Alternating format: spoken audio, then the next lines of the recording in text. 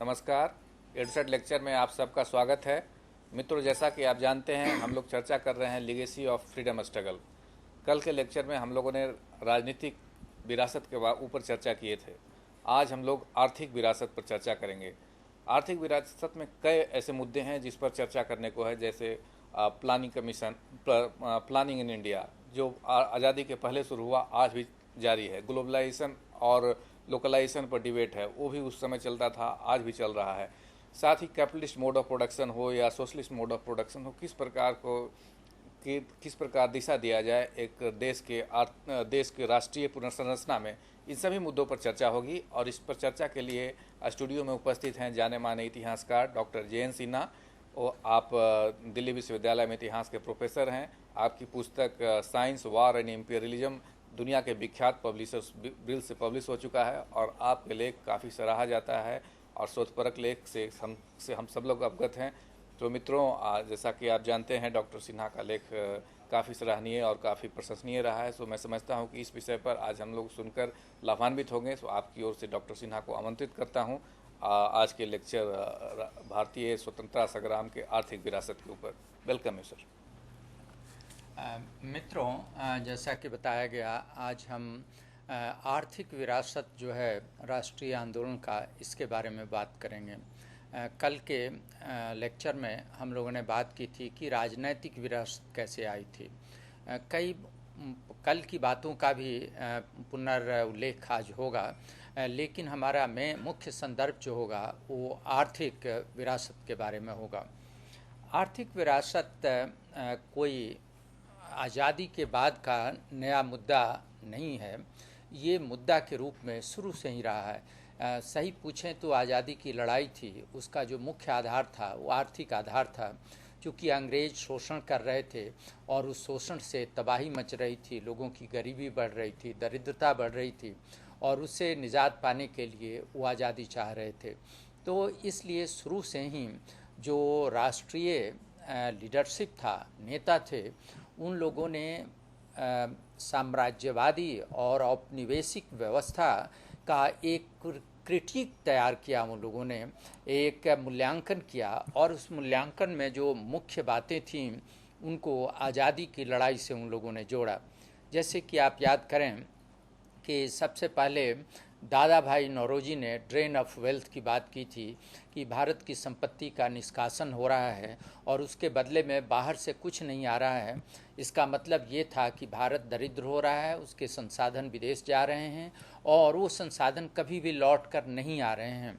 यहाँ से शुरुआत हुई थी और इसे ये रूप धीरे धीरे पकड़ लिया था इसने, जिसको हम बोलते हैं इकोनॉमिक नेशनलिज्म, आर्थिक राष्ट्रवाद। आर्थिक राष्ट्रवाद दादा भाई नौरोजी से शुरू होकर के रमेश दत्त और बाकी सारे लोग, बल्कि आप उसमें कहें कि कुछ बिजनेसमैन भी शरीक हुए, और वन ऑफ द अर्लीस्ट जो लोग थे बिजनेस में से उसमें टाटा का परिवार था, और उन लोगों ने भी इसको आर्थिक मुद्दे को अपने तरीके से लिया, बिजनेस को शुरू करके, और ऐसा बिजनेस जिसके लिए भारतीयों को अंग्रेज़ों पर डिपेंड नहीं करना पड़े, इसके लिए उन लोगों ने बेसिक इंडस्ट्री लिया, जिसमें स्टील इंडस्ट्री की शुरुआत उन लोगों ने की थी।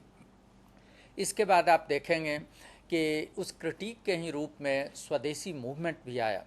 बल्कि आप एक इंटरेस्टिंग चीज़ नोट करेंगे कि स्वदेशी मूवमेंट वस्तुतः इसकी शुरुआत हुई थी बंग भंग आंदोलन से, कि बंगाल का बंटवारा हुआ, इसके खिलाफ में आंदोलन हुआ, लेकिन उसका नाम तुरंत बन गया स्वदेशी मूवमेंट। ये सोचने की बात है कि बंगाल के बंटवारे को लेकर के मुद्दा खड़ा हुआ और उसको कह रहे हैं स्वदेशी, जो कि थोड़ा अटपटा लगता है। लेकिन ये अटपटा इसलिए नहीं है कि जितने उस समय आंदोलन चल रहे थे उनके कुछ मौलिक आधार थे, और एक उसका आर्थिक आधार था, भारत की प्रतनता थी कि भारत हर चीज़ के लिए डिपेंड कर रहा था ब्रिटेन पर, और उससे वो निकलना चाहते थे। और उस निकलने का मतलब ये था कि कहीं न कहीं वो अंग्रेज़ों की गुलामी से भी निकलना चाह रहे थे। तो यही कारण था कि जैसे बंग भंग आंदोलन शुरू हुआ, उस आंदोलन की जो ताकत थी उसको राष्ट्रवादियों ने तुरंत कन्वर्ट कर लिया उसको स्वदेशी मूवमेंट में। और उसका एक तरीके से छोटा जो मुद्दा था, क्षेत्रीय मुद्दा था, एक तरीके से बंटवारा, वो उसको उन्होंने राष्ट्रीय मुद्दा बनाया। और उसको राष्ट्रीय मुद्दा केवल राजनीतिक मुद्दा नहीं बल्कि उसको आर्थिक मुद्दा बनाया। और उसकी वजह से आप देखेंगे कि जो स्वदेशी मूवमेंट है वो मौलिक रूप से राजनीतिक ही नहीं बल्कि आर्थिक एक आंदोलन के रूप में उभर करके आया। और इस पीरियड में बहुत सारे स्वदेशी इंडस्ट्री के डेवलपमेंट हुए, बहुत सारे इंडस्ट्रियल डेवलपमेंट के लिए ट्रेनिंग की व्यवस्था की गई उसमें, और एक पूरा टेक्निकल एजुकेशन के डेवलपमेंट और नेशनल एजुकेशन की शुरुआत उस ज़माने में की गई। और प्रेजेंट जो यादवपुर यूनिवर्सिटी देख रहे हैं, इसकी कहीं ना कहीं शुरुआत स्वदेशी आंदोलन में आप देख सकते हैं। तो ये सारी चीज़ें, ये केवल आंदोलन ही नहीं चल रहा था बल्कि कहीं ना कहीं अंग्रेजी जो शासन था उसका ये क्रिटिक था, उसकी आलोचना थी। और उस आलोचना को कहीं ना कहीं राष्ट्रीय आंदोलन को फ्यूल करने के लिए यूज़ किया जा रहा था। उसी तरीके से उसके तुरंत बाद आप आएँ कि गांधी जी 1909 तक अपना हिंद स्वराज उनका आ चुका था, प्रकाशित हो चुका था। उस समय हिंद स्वराज बहुत लाइमलाइट में नहीं आया, बल्कि बहुत बाद में वो लाइमलाइट में आया। लेकिन इसलिए लाइमलाइट में नहीं आया कि अंग्रेज़ों ने उस पर रोक लगा रखा था, उसे लोगों को पढ़ने के लिए नहीं मिल सकता था। लेकिन उस समय भी हिंद स्वराज का महत्व ये है कि एक चिंतन धारा को वो व्यक्त कर रहा था, और वो बतला रहा था कि राष्ट्र के नेता, राष्ट्र के लोग किस तरीके से अंग्रेजी शासन के संदर्भ में अपनी स्थिति को पा रहे हैं और कैसे आज़ादी प्राप्त की जाए, ये चीज़ देख रहे थे। और उसमें आप देखेंगे हिंद स्वराज में भी तो कई सारी बातें की गई हैं, लेकिन वहाँ भी जो मौलिक आधार है वो आधार आर्थिक आधार है। और उसमें गांधी जी गांवों की पुनर्रचना की बात कर रहे हैं, सेल्फ हेल्प की बात कर रहे हैं, सेल्फ रिलायंस की बात कर रहे हैं, और कॉटेज इंडस्ट्री की बात कर रहे हैं। ख्याल करें कि अंग्रेज़ों की जो इंडस्ट्री आई थी वो लार्ज स्केल इंडस्ट्री हो रही थी और धीरे धीरे और लार्जर हो रही थी। Gandhi ji cottage small industry की बात कर रहे थे, लेकिन मुद्दा एक ही था कि आर्थिक मुद्दा था। अंग्रेज अपने फ़ायदे के हिसाब से देख रहे थे और भारतीय अपने फ़ायदे के हिसाब से देख रहे थे। ये जो आर्थिक मुद्दा है ये आगे भी चलते रहा, और 1920 आते आते खास करके गांधी जी के नेतृत्व में ये मुद्दा काफ़ी स्ट्रॉन्ग हो गया। जब गांधी जी ने नेशनल लेवल पर राजनीति की और मास मूवमेंट की बात की, तो उसमें उन्होंने ये कहा कि जो कांग्रेस, उस समय की कांग्रेस पार्टी थी, उसमें बहुत सीमित तबके के लोग संलग्न थे और पढ़े लिखे मध्यम वर्गीय लोग थे। और गांधी जी का ये सोचना था कि ज़्यादा से ज़्यादा बहुसंख्य लोगों को इस आंदोलन में, राष्ट्रीय आंदोलन में शामिल किया जाए। और उन बहुसंख्य लोगों को उनके विचार से तब तक शामिल नहीं किया जा सकता मानसिक तौर पर जब तक उनकी आर्थिक प्रगति नहीं की जाए, गाँव का उद्धार नहीं किया जाए, उनकी दरिद्रता और भूखमरी को नहीं ख़त्म किया जाए। इसलिए गांधी जी ने 1920 के दशक में ग्रामोद्धार की बात की, और कांग्रेस का एक मेजर जो पॉलिसी का चंक था वो ग्रामोद्धार भी था। हालांकि कांग्रेस में ही गांधी जी के विचारों के क्रिटिक भी लोग थे, लेकिन ये एक पैरेलल डेवलपमेंट था। लेकिन गांधी जी का प्रोग्राम इतना टावरिंग था, आप ये भी समझें कि वो प्रोग्राम इतना लोगों की इच्छा और आवश्यकताओं के करीब था कि कुछ नेताओं के नहीं चाहने पर भी वो एक आंदोलन के रूप में चलते रहा और बाद में भी चलते रहा। लेकिन ये जो मुद्दा था और लोग भी चला रहे थे, केवल गांधी जी ही नहीं थे। आप देखें कि 1920 के दशक से ही कुछ साइंटिस्ट, कुछ इंडस्ट्रियलिस्ट राष्ट्रीय नेशनल रिकंस्ट्रक्शन की बात कर रहे थे। इसमें दो नाम का मैं मेंशन कर सकता हूँ गांधी जी के अलावे, दो तीन नाम का। एक तो एम.बी. विश्वेश्वरैया थे, जो कि बहुत इम्पोर्टेंट इंजीनियर थे, देश के रेदर लीजेंडरी इंजीनियर थे। उन्होंने भी नेशनल रिकंस्ट्रक्शन की बात की थी, लेकिन उनका रिकंस्ट्रक्शन का जो तरीका था, जो आधार और मॉडल था, वो था वेस्टर्न मॉडल पर, कैपिटलिस्ट मॉडल पर करना चाहते थे। और वो भारत के बिजनेस क्लासेस के वो स्पोक्समैन थे वो, लेकिन उन्होंने बाकायदा किताब लिख करके अपना ब्लूप्रिंट प्रेजेंट किया। उसी तरीके से उस समय भी, उतने अर्ली समय में भी साइंटिस्ट में एम.एन. साहा जैसे साइंटिस्ट लोग थे जिन लोगों ने नेशनल रिकंस्ट्रक्शन की बात की। और एम.एन. साहा ने खास करके देश के नेचुरल रिसोर्सेज को डेवलप करने की बात की उन्होंने शुरू में, और उसमें भी उन्होंने खास करके नदी और पानी के रिसोर्स जो है उसको मैनेज करने की बात की, फ्लड कंट्रोल की बात की, नेचुरल जो पानी है उस पानी के यूटिलाइजेशन और डेवलपमेंट की बात उन्होंने की। और 1934 आते आते दूसरे लोग भी इसमें शरीक हुए, जैसे जी.डी. बिरला भी आए, उसमें घनश्याम दास बिरला आए। उन्होंने अपना बाकायदा रिकंस्ट्रक्शन और प्लानिंग का एक अलग ढांचा उन्होंने प्रस्तुत किया। ये सारी चीज़ें चल रही थी। 1935 तक ये ड्यूअलिज्म था, वो कैपिटलिज्म में हो या पुराने तरीके से हो या नए तरीके से हो, ये क्लियर नहीं था और अलग अलग लोग अपने अपने विचार प्रस्तुत कर रहे थे। लेकिन 1935 में जब प्रोविंशियल ऑटोनॉमी आई, तो प्रोविंशियल ऑटोनॉमी के बाद प्रांतों में सरकारें बनी, कुछ प्रांतों में कांग्रेस सरकारें बनी, और तब एक मौका मिला जबकि सचमुच भारतीय रिप्रेजेंटेटिव भी अपने विचारों को कहीं न कहीं कार्यान्वित कर सकें।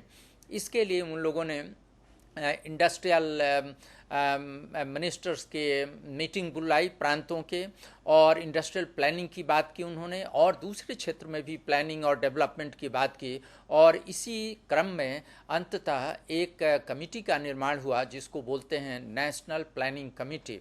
ये कांग्रेस पार्टी ने 1938 ईस्वी में अक्टूबर महीने में कांग्रेस के प्रेसिडेंट सुभाष चंद्र बोस ने कंस्टिट्यूट किया। ये जो कमेटी थी एक्चुअली एम.एन. साहा के इनिशिएटिव पर शुरू हुई, लेकिन एम.एन. साहा जो एक सोशलिस्ट थे, देश के बहुत बड़े विश्वविख्यात साइंटिस्ट थे, उन्होंने इनिशिएटिव लिया और वो बहुत प्रभावित थे सोशलिज्म से, रसा के सोशलिस्ट एक्सपेरिमेंट से।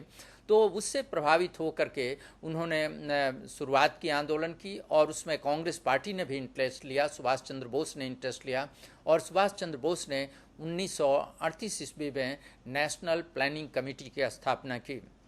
ये नेशनल प्लानिंग कमेटी जो थी ये एक बहुत बड़ी कमेटी थी, राष्ट्रीय स्तर की और हाई पावर कमेटी थी, और जिसको ये काम दिया गया कि वो एक ऐसा योजना बनाए जो योजना 10 वर्ष पर आधारित हो, कि 10 साल उसके कार्य को इफेक्टिव बनाया जाएगा, और ये योजना आज़ादी मिलने के बाद लागू की जाएगी। क्योंकि 1938 आते आते ये लगने लगा था कि देश की आज़ादी अब दूर नहीं है, इसलिए राष्ट्रीय नेता अब एडवांस प्लानिंग कर रहे थे, और उसी तरीके से कांग्रेस पार्टी ने भी इंटरेस्ट लिया, और 1938 में ये कमेटी बनाई गई प्लानिंग करने के लिए। इसके चेयरमैन जवाहरलाल नेहरू थे। इनिशियली विश्वेश्वरैया को बनाया गया, लेकिन कुछ लोगों ने ये समझा कि राजनीतिक दृष्टि से ज़्यादा अच्छा ये होगा कि वह आदमी इसका चेयरमैन बनाया जाए जो डायरेक्ट रूप से राजनीति में भी भाग ले रहा हो और वह उदार विचार का भी हो। इस दृष्टि से नेचुरली नेहरू जी उसमें फिट करते थे और नेहरू को इसका चेयरमैन बनाया गया। नेहरू ने बहुत ही इंटरेस्ट इसमें भाग लिया, और उनकी आप प्रोसीडिंग देखें, करीब 25 वॉल्यूम में इसके रिपोर्ट अवेलेबल हैं, हालांकि वो रेयर है रिपोर्ट, लेकिन उसमें देखें तो आप नेहरू के विचारों की झलक हर जगह देख सकते हैं, और नेहरू का उत्साह भी आप देख सकते हैं कि राष्ट्र निर्माण के लिए और आर्थिक निर्माण के लिए वो क्या करना चाहते हैं। खैर, ये कमेटी बनाई गई, और इस कमेटी के 27 सब कमेटी में देश के बेस्ट ब्रेन रखे गए। कमेटी तो वैसे राष्ट्र के सभी मुद्दों को पर विचार करने के लिए बनाई गई थी, लेकिन इसमें सबसे ज़्यादा जो कमेटियां थीं वो आर्थिक व्यवस्था से संबंधित थी, और वो देश के आर्थिक पुनर्निर्माण की बात करती थी, और इसलिए उन लोगों ने सर्वे किया और अपने ओपिनियन दिए। उसमें नेचुरल रिसोर्सेज से लेकर के प्लानिंग के प्रोसेस को कैसे लागू किया जाए, फाइनेंस को कैसे ठीक किया जाए, इंडस्ट्री को कैसे इम्प्रूव किया जाए, देश के और देश के बाहर के व्यापार को कैसे ठीक किया जाए, सॉयल और नेचुरल रिसोर्सेज, जंगल, पानी, मिनरल्स, इन सब को कैसे डेवलप किया जाए, प्रिजर्व किया जाए और उनको कैसे नेशनल डेवलपमेंट के लिए हार्नेस किया जाए, इस पर विचार किया गया। लेकिन ख्याल करेंगे कि 1938 और 1939 ये क्रूशल टाइम में है। ये 1938 में कमेटी बनी, कमेटी ने बड़े जोड़ तोड़ से कार्य अपना शुरू किया, लेकिन इसी बीच 1939 में सेकेंड वर्ल्ड वार की शुरुआत हो गई। तब तक प्रोविंशियल ऑटोनॉमी के अंदर सरकार के कार्य में ब्रिटिश गवर्नमेंट इतना ज़्यादा दखल दे रही थी कि भारतीय जो रिप्रेजेंटेटिव थे, चुने हुए रिप्रेजेंटेटिव थे, उन लोगों ने समझा कि अब ये हाई टाइम है कि वो रिज़ाइन कर दें और पूरी आज़ादी की मांग करें। केवल प्रोविंशियल ऑटोनॉमी की बात नहीं बल्कि पूरी आज़ादी की बात की जाए, और इसके लिए उन लोगों ने अपनी कमेटी से रिज़ाइन कर दिया। और उसी बीच सेकेंड वर्ल्ड वार आ गया। उसके बाद 1942 में पूर्ण क्विट इंडिया मूवमेंट का आंदोलन छिड़ा, और वो आंदोलन इतना जोर पकड़ लिया कि उस आंदोलन के दौरान जो कांग्रेस पार्टी के अधिकांश वरिष्ठ नेता थे वो सब जेल भेज दिए गए। चूँकि इसका प्रभाव नेशनल प्लानिंग कमेटी और आर्थिक चिंतन पर इस रूप में पड़ा कि जब वो जेल चले गए तो नेशनल प्लानिंग कमेटी की सारी कार्रवाई बंद हो गई। बल्कि फॉर्चुनेटली जो इंडियन साइंटिस्ट थे, इकोनॉमिस्ट थे, उन लोगों ने इस राष्ट्रीय एजेंडा को अपने हाथ में ले लिया और उन लोगों ने अपने तरीके से सेमिनार और सिंपोजियम करके 1940 के दशक में इसको मुद्दा को जीवंत रखा उन लोगों ने। और ब्रिटिश गवर्नमेंट पर राष्ट्रीय स्तर पर और देश के बाहर वो लोग इसको प्रेशराइज करते रहे गवर्नमेंट को, और इसकी वजह से वो सरकार की जो पॉलिसी डिसीजंस हुए वो बहुत सारे भारतीयों के फेवर में हुए। अदरवाइज ये यदि प्रेशर नहीं होता तो शायद वो भारतीयों के फेवर में उतनी बातें नहीं हो पाती। जैसे 1942 में CSIR की स्थापना हुई, साइंस और टेक्नोलॉजी को कंट्रोल करने के लिए, और उसकी जो सब कमेटी थी वो सब कमेटी बहुत सारे, ऑलमोस्ट सभी आप इंडस्ट्री के जितने मुद्दे आप सोच सकते हैं सब पर कमेटी बनाई गई और उस पर रिपोर्ट किया गया फ्यूचर डेवलपमेंट के लिए as a part of post war economic reconstruction के रूप में कमेटी बनाई गई।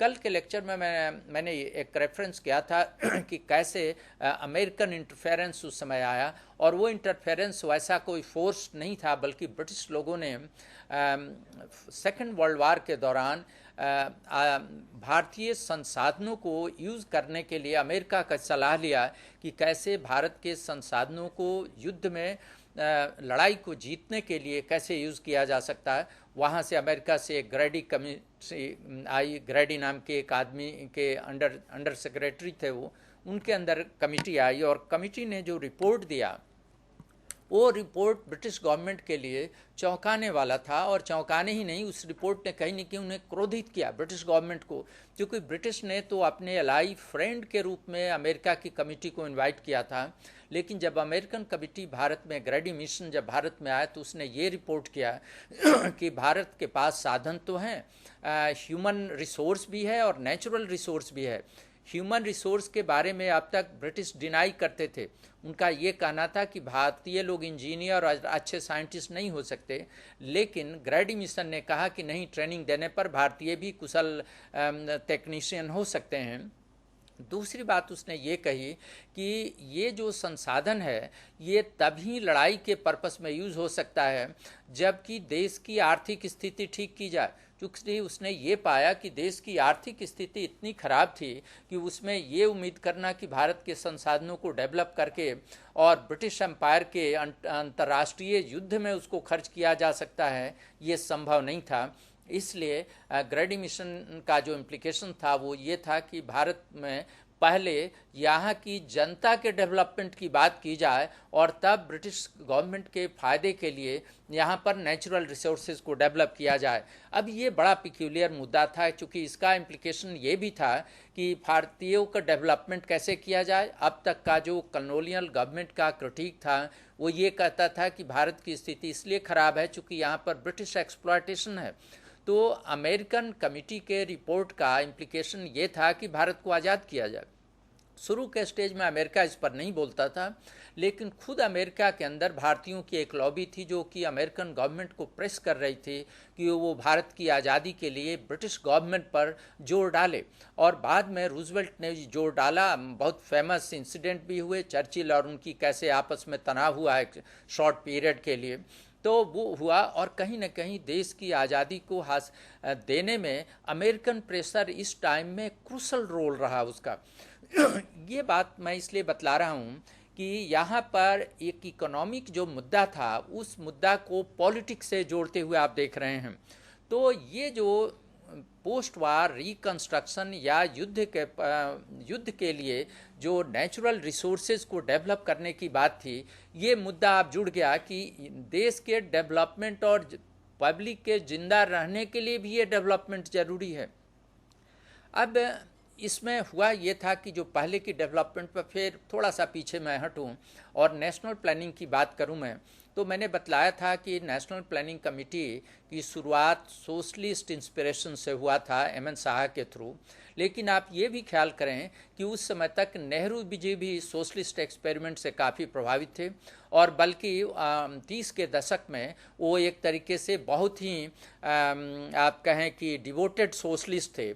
और वो चाहते थे कि जिस तरीके से रसा में मॉडर्न साइंस, टेक्नोलॉजी और प्लानिंग को नेशनल मटेरियल रिकंस्ट्रक्शन के लिए यूज़ किया गया है, उसको भारत में भी वो लोग करेंगे। और इसलिए नेशनल प्लानिंग कमेटी की स्थापना हुई और अंततः 1945 और 49 के बीच में इसके रिपोर्ट छप करके आए।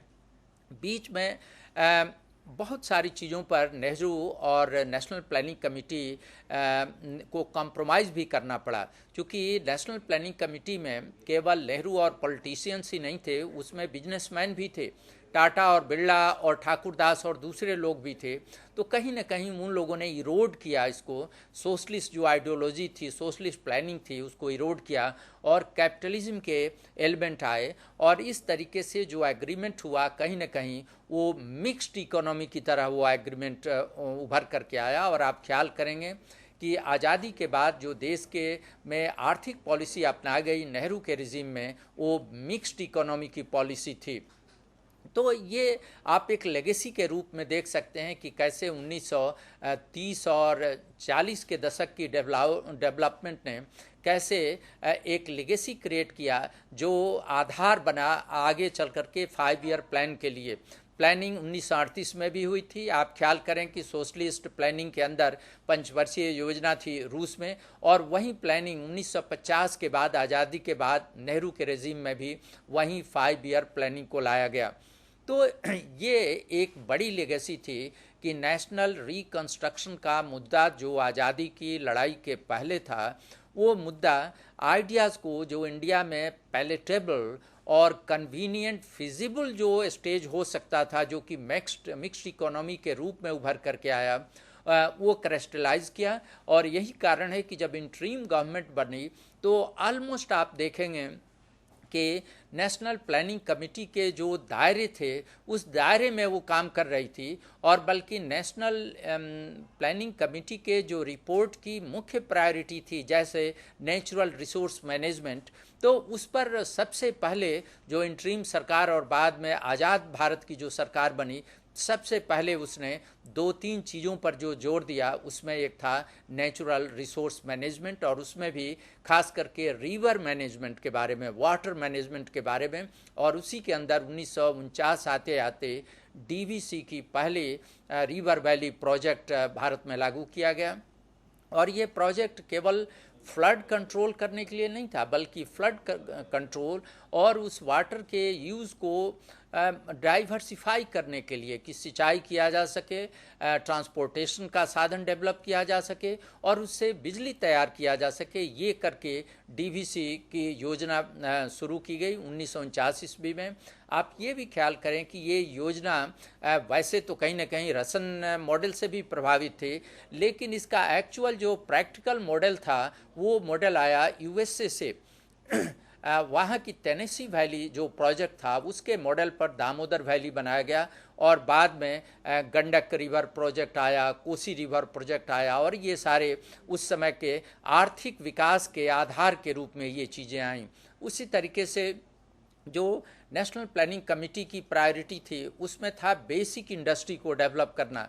बेसिक इंडस्ट्री में वो इंडस्ट्री जो कि फर्दर दूसरे इंफ्रास्ट्रक्चर को क्रिएट करेगा। टेक फॉर एग्जांपल स्टील, जो कि सबसे प्राइम है, हर जगह जिसकी ज़रूरत थी, तो वो स्टील इंडस्ट्री जो आगे चल करके बोकारो और दूसरी जगह उसके प्लांट्स बनाए गए।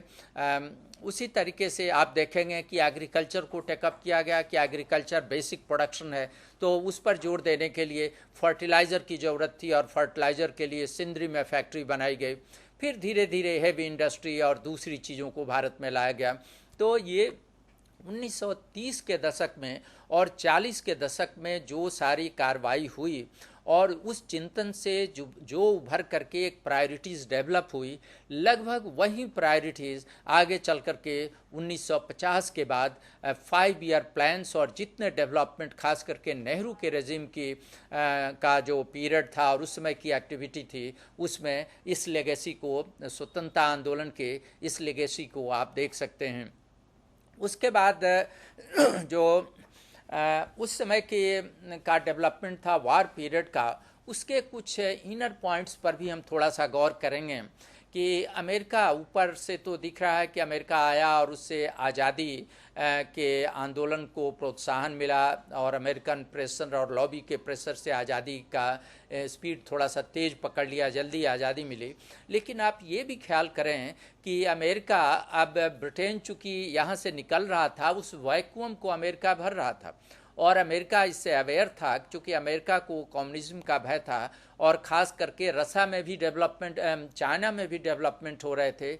इसलिए 1940-30 के बाद के दशक में अमेरिका के लिए भारत बहुत इम्पोर्टेंट था और इस तरह से भारत वेलफेयर जेस्चर के रूप में आया और कुछ हद तक उसने काम भी किया। यही कारण है कि आप देखेंगे कि 1940 के दशक के जो टेक्निकल नॉलेज के लिए जो भारत के टेक्नीशियंस जा रहे थे, ट्रेनिंग करने वाले इंजीनियर जा रहे थे, वो ब्रिटेन नहीं बल्कि अमेरिका, ज़्यादा संख्या में वो अमेरिका जा रहे थे या फिर जापान जा रहे थे, दूसरी जगह जा रहे थे, ब्रिटेन वो नहीं जा रहे थे। तो ये वहाँ से एक डेविएशन शुरू हुआ, लेकिन ये डेविएशन वहीं तक सीमित नहीं था। आप ऐसे भी समझें कि कहीं ना कहीं जिस तरह के डेवलपमेंट का मॉडल यहाँ तैयार हुआ, जैसे डीवीसी मॉडल आफ्टर त्वा, टेनेसी वैली अथॉरिटी के मॉडल पर था, उसी तरीके से आप देखेंगे कि 1940s में भी ही आईआईटी के डेवलपमेंट की बात की गई। चूँकि यहाँ पर इंफ्रास्ट्रक्चर डेवलप करना चाहते हैं तो एजुकेशन और ट्रेनिंग की भी व्यवस्था होनी चाहिए जिससे इंजीनियर बनाए जा सकें, और उसके लिए अमेरिका के MIT को मॉडल बनाया गया और इसके आधार पर कानपुर और दूसरी जगह IIT यहाँ पर खोले गए। तो कई सारे जो इंस्टीट्यूशनल चेंजेस जो टेक प्लेस कर रहे हैं इस पीरियड में, वो सारे अमेरिकन मॉडल पर हो रहे हैं और ब्रिटिश मॉडल पर नहीं, ब्रिटिश से हट रहे हैं ये।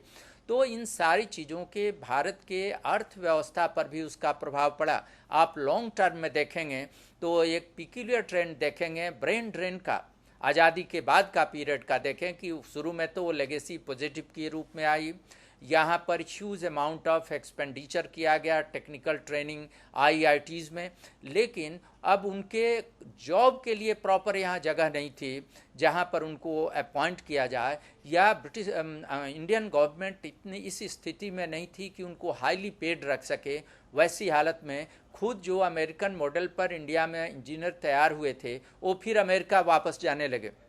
और उस ज़माने में तो ये बात मटेरियल टर्म्स में शायद नहीं कैलकुलेट की गई थी, लेकिन अब कैलकुलेट की जा रही है। तो आप ये अंदाज कर सकते हैं कि through out this period until now जो यहाँ से brain drain in terms of engineer हुआ, उससे देश को कितना आर्थिक लॉस हुआ उससे। तो ये भी एक बात लेगेसी के रूप में, लेकिन ये मिक्स्ड लेगेसी के रूप में आया। ये जो अमेरिकन एंट्री थी ये एक तरीके से न्यू इम्पीरियलिज्म का इंट्रोडक्शन इन इंडिया था कि एक इम्पीरियलिज्म तो गया लेकिन दूसरा इम्पीरियलिज्म आया।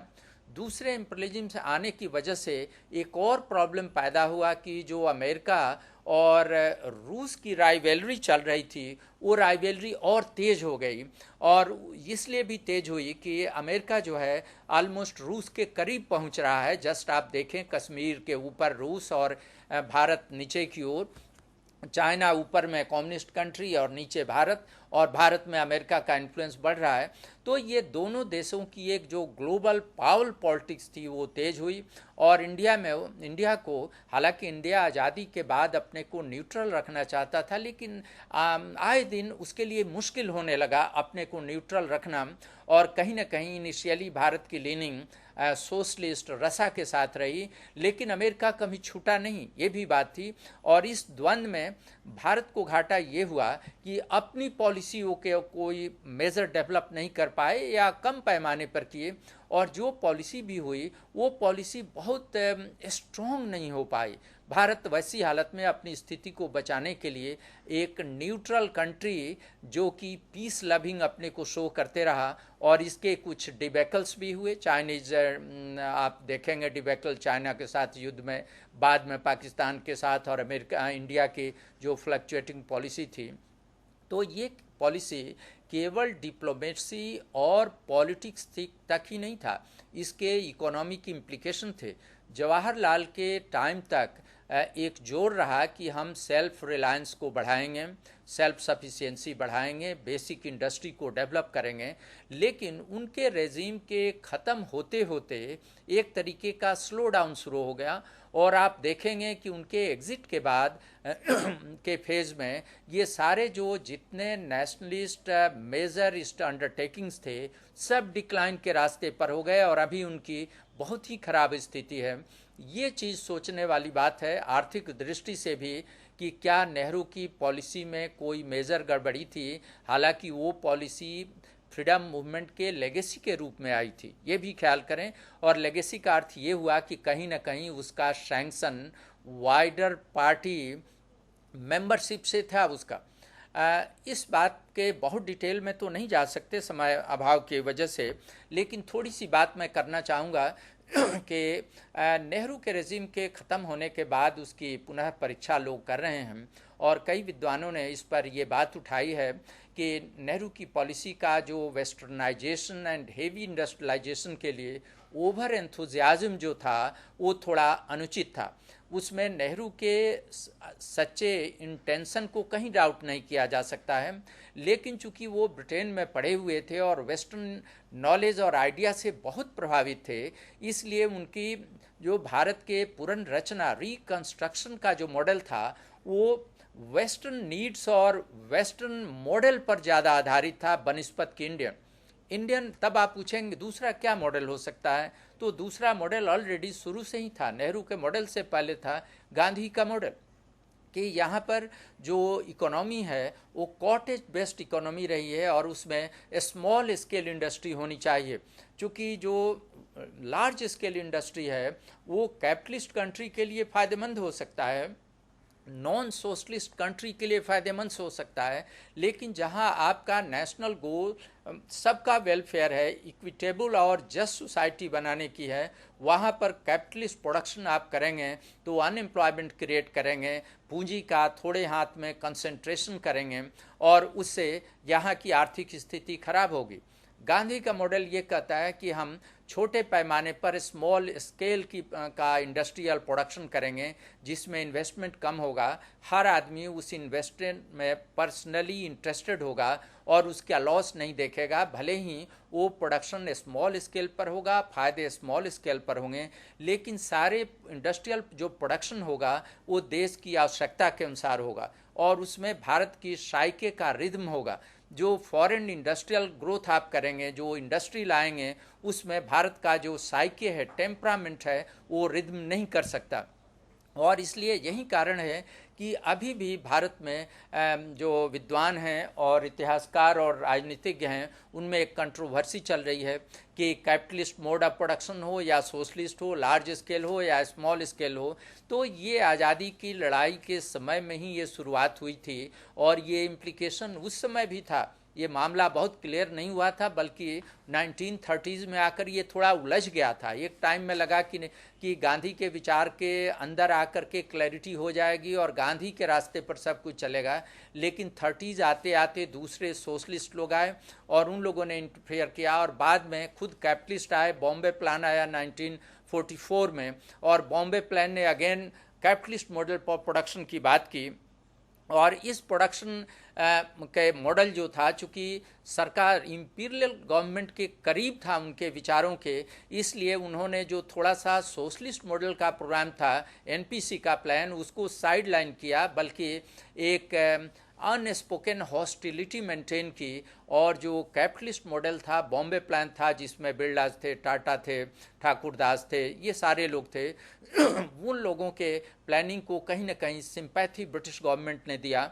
सिंपैथी के लिए कोई डायरेक्ट अनाउंसमेंट नहीं किया गया, लेकिन एक बात रिमार्केबल है कि उस बॉम्बे प्लान के वन ऑफ द सिग्नेटरीज आर्टसिल दलाल, जो कि एक टाटा एसोसिएट थे, टाटा में बहुत बड़े ऑफिसर भी थे, वो रिटायर्ड आईसीएस थे, उनको मेंबर सेक्रेटरी बनाया गया। मेंबर सेक्रेटरी मतलब उस समय के मिनिस्टर, जो वायसराय के एक मिनिस्टर बनाया गया, जो कि नया एक डिपार्टमेंट खोला गया, प्लानिंग एंड डेवलपमेंट, उसका इंचार्ज बनाया गया। स्वाभाविक है कि बॉम्बे प्लान के सिग्नेटरीज को आप अपना एक मिनिस्टर बना रहे हैं, इसका अर्थ है कि बॉम्बे प्लान की जो प्लानिंग है उसको कहीं ना कहीं कबूल कर रहे हैं। इसलिए भी कबूल कर रहे हैं कि वो कम्युनिस्ट लाइन पर नहीं है, सोशलिस्ट लाइन पर नहीं है, और वो कैपिटलिस्ट लाइन पर है, जो कैपिटलिस्ट लाइन अपने टेक्निकल रिसोर्सेज को अमेरिका से बोरो करेगा, क्योंकि ब्रिटेन अब आउट ऑफ सीन हो रहा है। तो ये जो था, ये 1940s में ही जो नेहरू की सोशलिस्ट प्लानिंग वाली बात थी,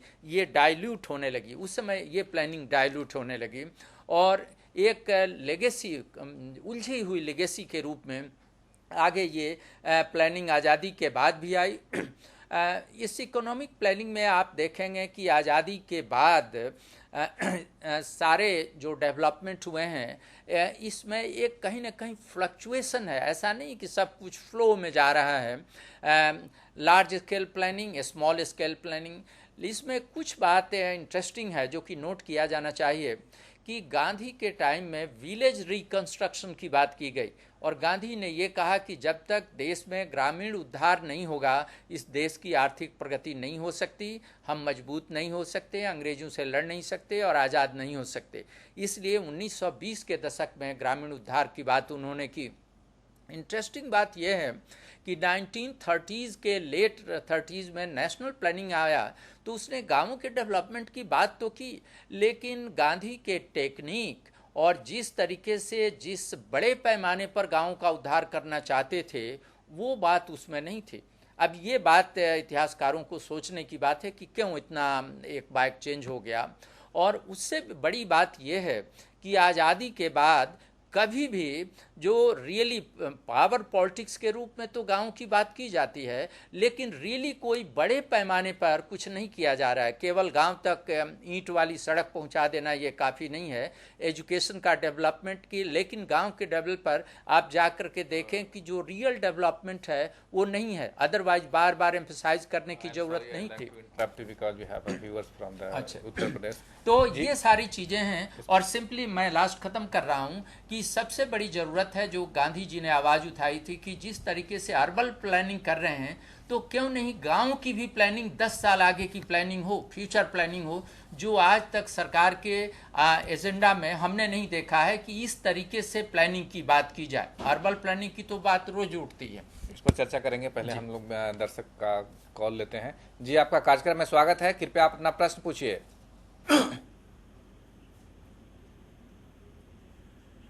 हाँ सर, मेरा ये कहना है कि सर नेहरू रिपोर्ट क्या है और इसका गठन कब किया गया था, इसके उद्देश्य क्या थे, और इसके मतलब कि नेहरू रिपोर्ट मतलब इसमें कितने मेंबर्स थे?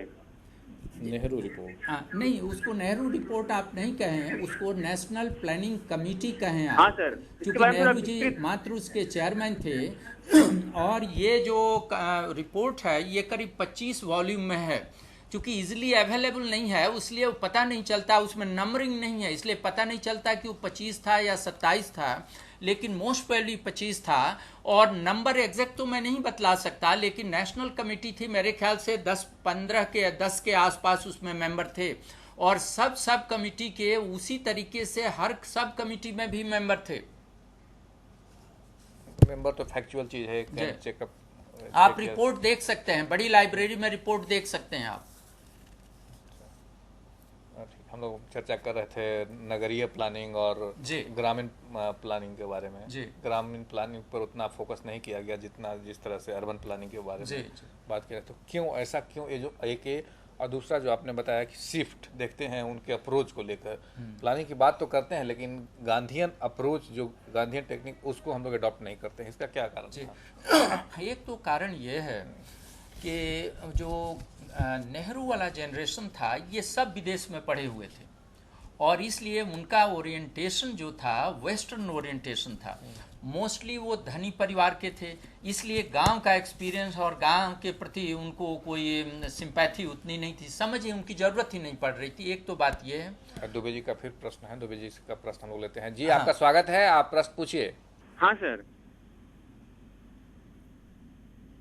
हाँ मैं ये कह रहा हूँ कि सर ये क्विट इंडिया मूवमेंट में क्या मुस्लिम लीग ने भाग लिया था?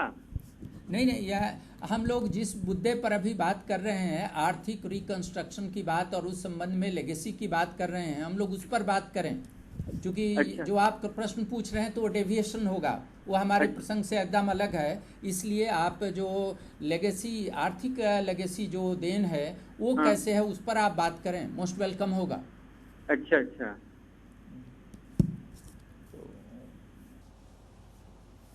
हम लोग बात कर रहे थे। हाँ, तो मैं पहली बात की वो जो नेहरू का जनरेशन था वो बाहर पढ़े हुए थे।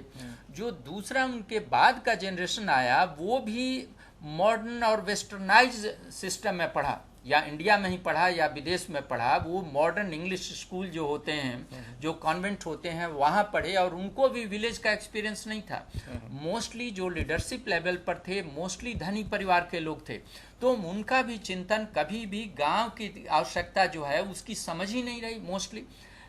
एक तो बात यह है। दूसरी बात की जो बाद में भी नेता और पूरा हमारा पॉलिटिकल सिस्टम रहा वो अर्बन सेंटर रहा, कि जैसे मिनिस्टर है तो कैपिटल में चला गया और उससे गांव का संपर्क कम होने लगा, जो कि आज भी है।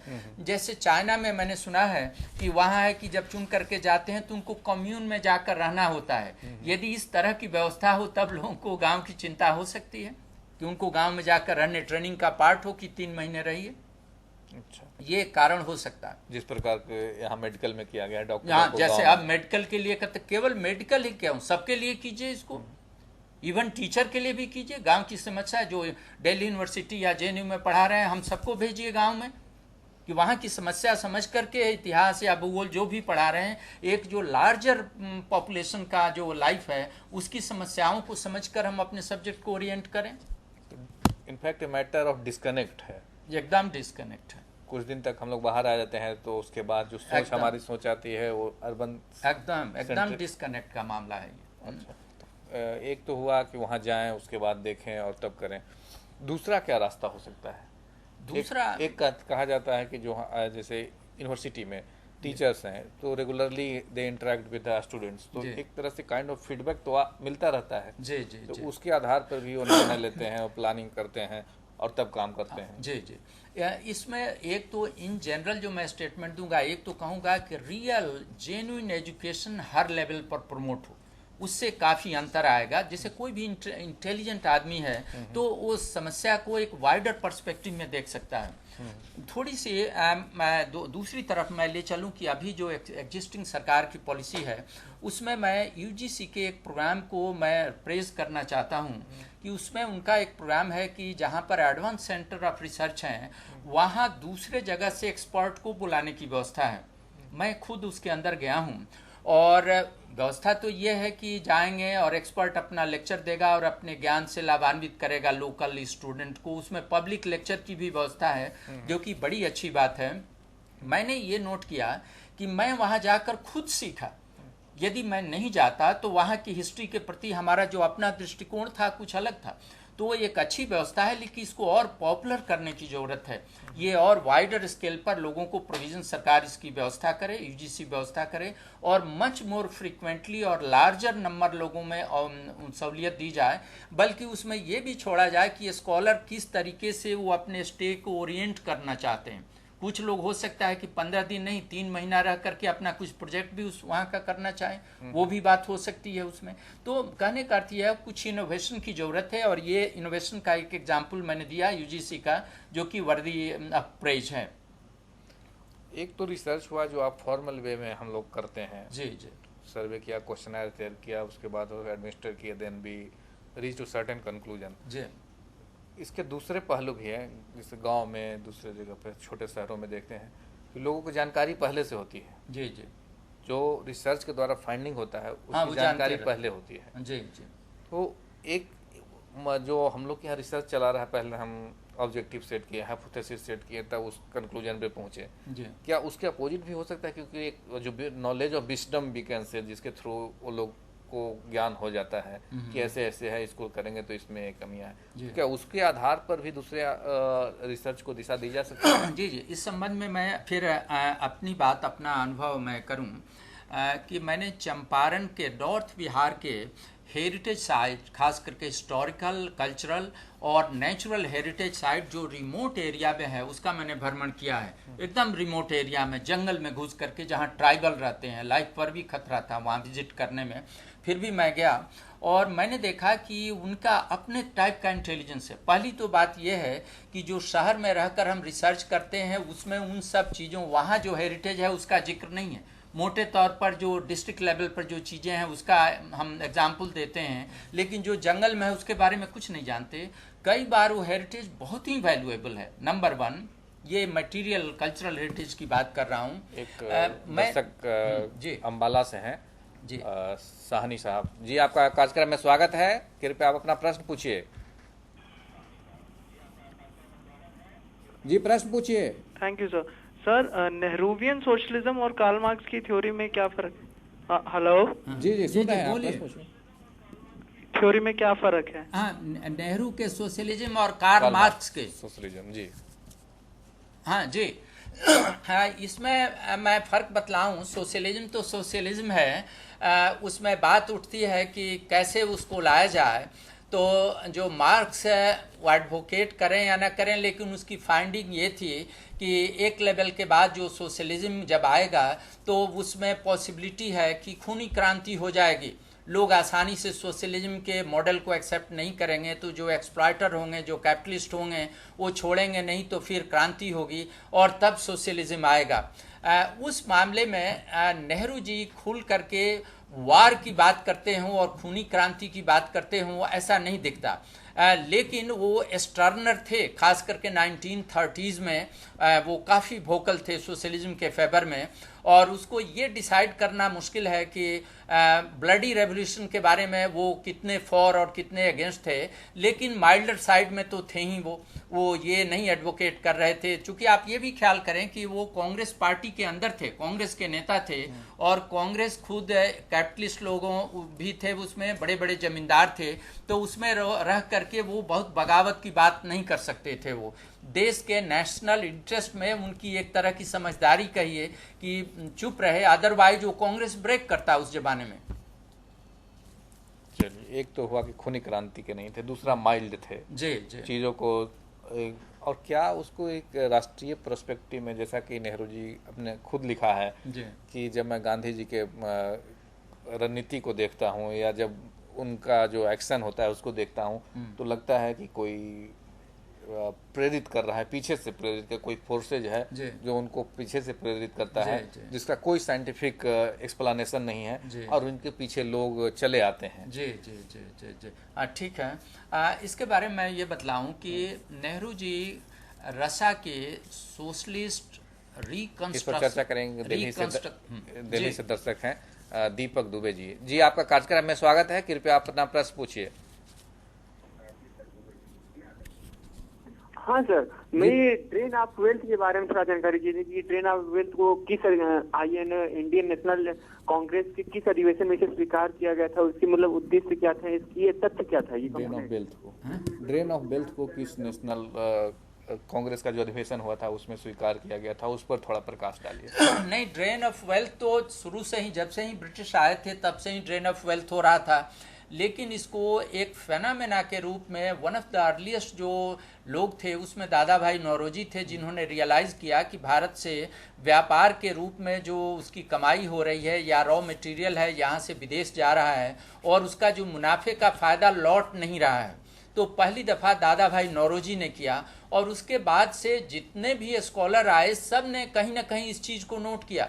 आरसी दत्त हों या बाद के लोग हों, इवन गांधी जी की बात कीजिए, उसके बाद पीसी रे की बात कीजिए, साइंटिस्ट थे पीसी रे, बाद में उसके बाद भी आए। चूँकि ऐसा तो नहीं है ना कि जो ड्रेन ऑफ वेल्थ है एक लेवल के बाद रुक गया हो, नहीं, वो तो जब तक ब्रिटिश रहे और कुछ नहीं तो सैलरी के ही रूप में huge amount of Indian money जाते रहा, उनके घर जाते रहा, चूँकि वो सैलरी मिलती थी वो अपने देश में भेजते थे।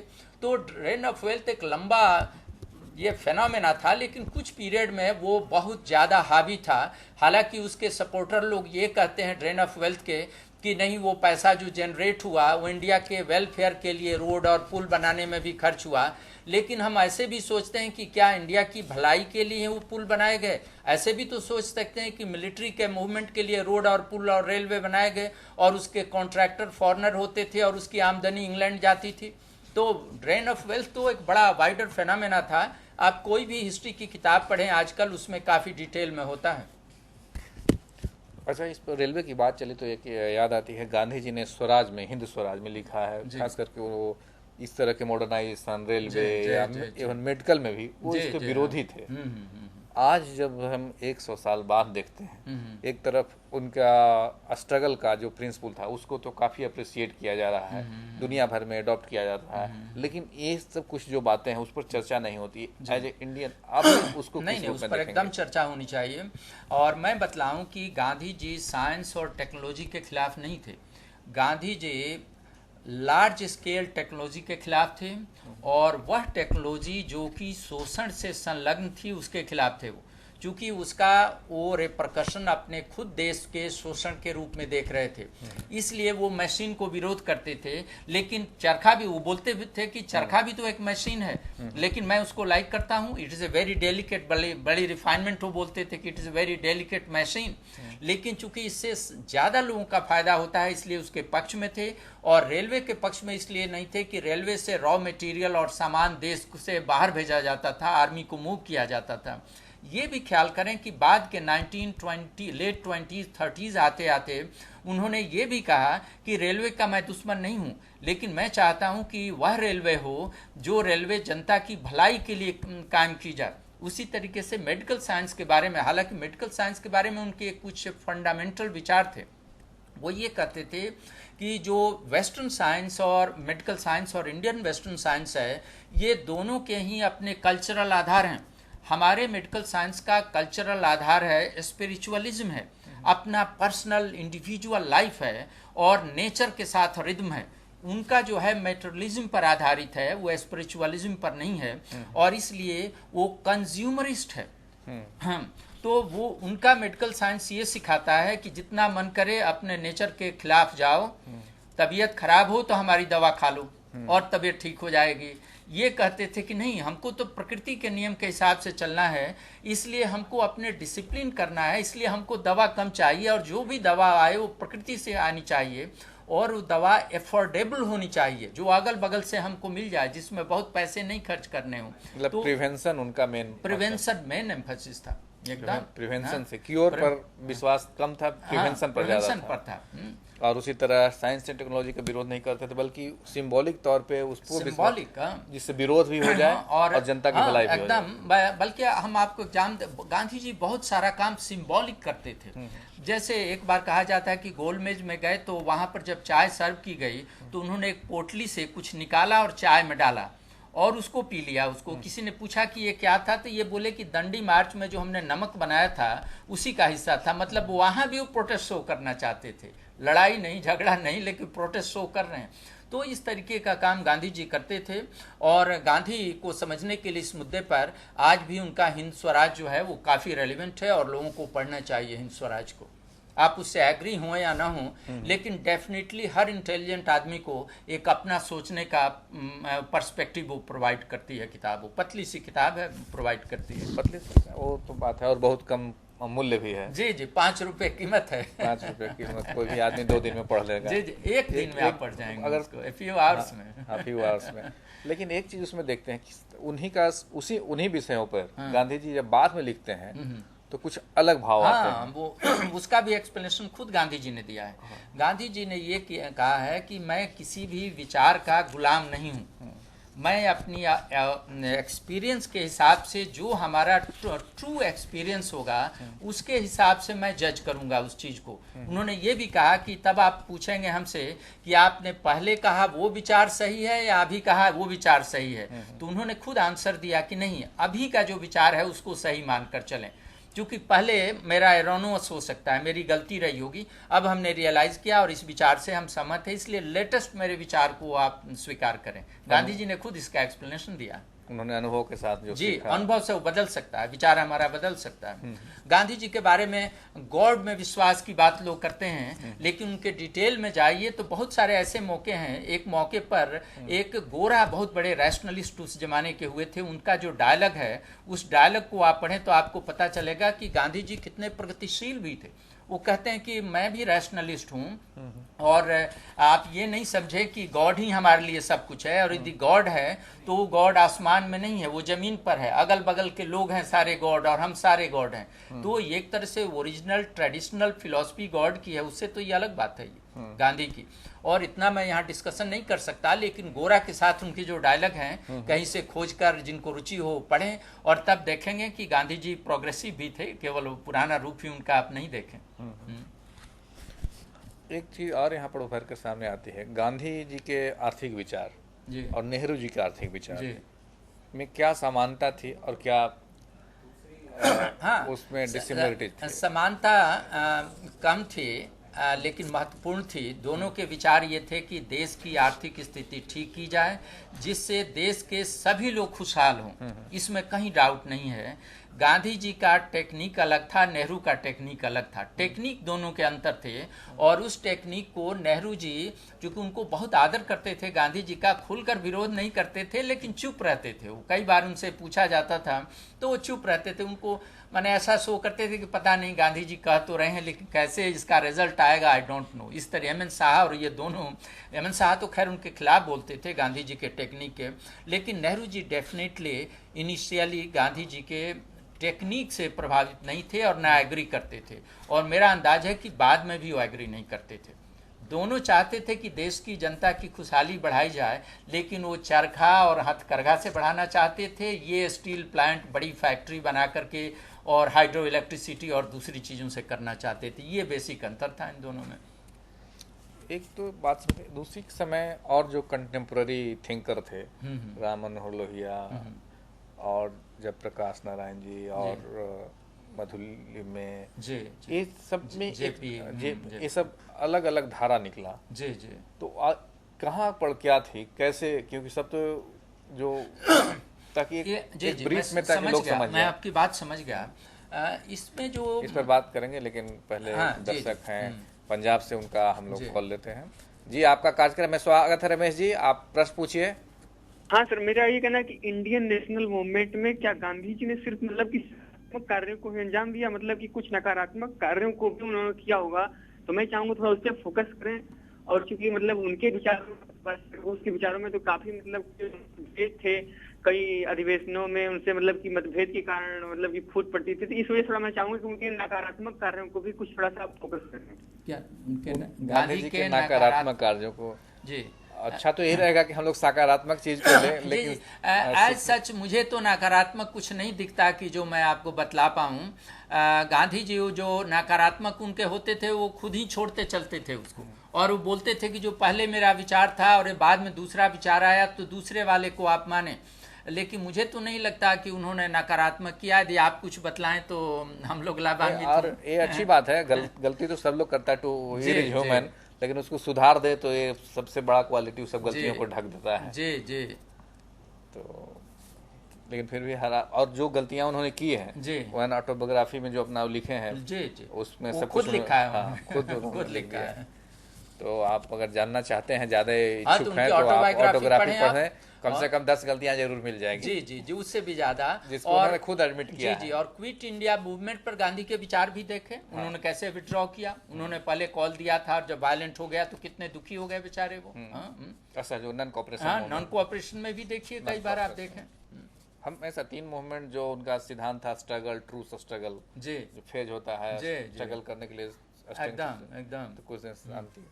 तो हम लोग एक बात शुरू में हम लोग जो चर्चा किए थे कि गांधी जी के जो अननोन फोर्सेज जिसको सुनकर वो एक्ट करते थे, और नेहरू जी उसके बारे में बोलते थे कि पता नहीं कैसे इस जी। पर क्या होगा, जैसे जी। फास्ट के बारे में जी जी नेहरू जी मना किया था, जी। फिर भी वो फास्ट पे गए और फिर उनके पीछे पूरा देश हो गया। जी जी जी तो जी, इस तरह की नेहरू जी जो के बारे में जो हमने इवैल्यूएशन का देखा है कि नेहरू जी एट हार्ट थोड़े से मिस्टिक जैसे भी थे, रोमांटिसिज्म का एलिमेंट था उनमें, और वेस्टर्न एजुकेशन के बावजूद भी वो भारत की आत्मा को अलग नहीं कर पा रहे थे।